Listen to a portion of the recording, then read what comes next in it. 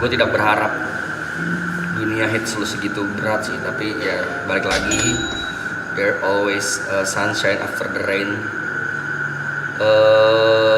Lebih ini sih, lebih bisa tone down. Tadi gue bilangnya tuh bahasanya api. Arab tuh api yang kalau nggak dikontrol, kalau dikontrol bisa baik dan berguna untuk orang lain. Contoh buat memasak, buat Ngidupin rokok, mengangkat tubuh, buat api unggun.